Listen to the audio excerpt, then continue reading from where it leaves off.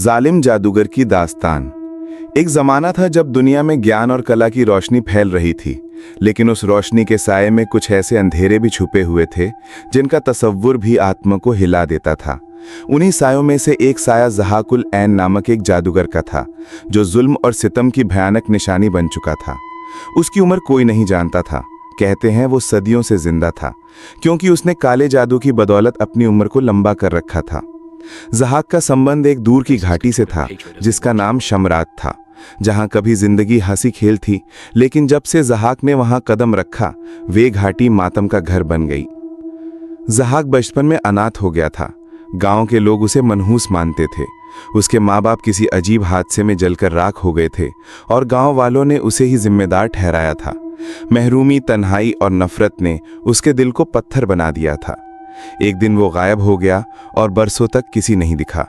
लोगों ने समझा कि वो मर गया है, मगर वो दूर पहाड़ों के पीछे एक पुरानी गार में एक काले जादूगर के ज़ेरे तालीम हुआ करता था। वो जादूगर, जिसका नाम अजमून था, उसे जुल्म, इंतकाम और सहर की ऐसी तालीम देता रहा जिसका मकसद सिर्फ ताकत और खौफ थी। ज़हाक ने इंसानियत को दिल से निकाल फेंका था। जब वे वापस आया तो वे मामूली इंसान नहीं रहा था। उसके चेहरे पर ऐसा नकाब था जो उसे कोई पहचान न सके, और उसकी आंखें खून की तरह लाल हो चुकी थीं। उसने सबसे पहले शमरात के बुजुर्गों को अपने शहर से मार डाला, ताकि कौन उसके रास्ते में ना आ सके।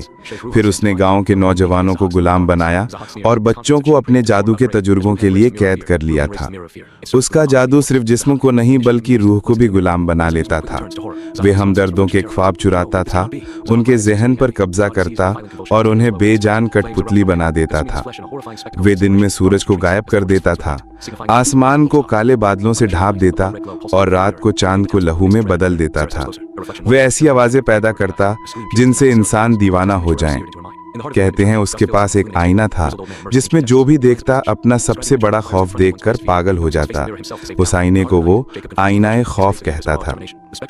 लोग दुआएं करते, मगर ज़हाक का जादू हर दुआ को रोक देता था। उसने खुद को खुदा कहलवाना शुरू कर दिया, और जो इनकारी करता उसे जलती जमीन में दफना देता था। उसके पास एक काली किताब थी जिसमें इंसानों की रूहों से लिखे मंत्र थे। ये किताब हर बार खुलते ही चीखती, जैसे अंदर कैद हजारों रूहें तड़प रही हों। शमरात की हर गली, हर मकान, हर कोना ज़हाक की दहशत से लरसता था। एक दिन एक मुसाफिर, जो कि दरवेश मालूम होता था, शमरात आया था। वे खामोशी से गांव में घूमता रहा और ज़हाक के जुल्म को देखता रहा। लोग उससे डरते थे कि कहीं ज़हाक उसे भी न मार डाले, मगर वे दरवेश निडर था और बोला कि हर जुल्म का आखिर होता है और हर सहर का तोड़ होता है। वे दरवेश असल में एक पुराना नूरानी आलिम था, जिसका नाम शेख रूहान था। उसने कई सालों तक नेकी के इल्म हासिल किए थे और उसने लोगों को यकीन दिलाया कि अगर वो इकट्ठा हों तो ज़हाक को शिकस्त दी जा सकती है। शेख रूहान ने अपने इल्म से लोगों को सहर से बचने की तदबीरें सिखाई। वे दिन रात इबादत करते, दुआएं पढ़ते और एक खास नूरानी घेरा बनाते रहे जो ज़हाक के जादू को तोड़ सके। आखिरकार एक रात, जब पूरा चांद था, शेख रूहान और उसके साथी ज़हाक के किले की तरफ बढ़े। ज़हाक ने अपने सब खौफनाक देव, शैतानी परिंदे और सहर से भरा जिन छोड़ दिया, मगर नूरानी घेरा उन्हें छूते ही खत्म कर देता था। ज़हाक ने खुद शेख रूहान का सामना किया। आसमान पर बिजलियां कड़कने लगीं, जमीन कांपने लगी और दोनों जादू की जंग में मसरूफ हो गए। ये जंग रात भर जारी रही।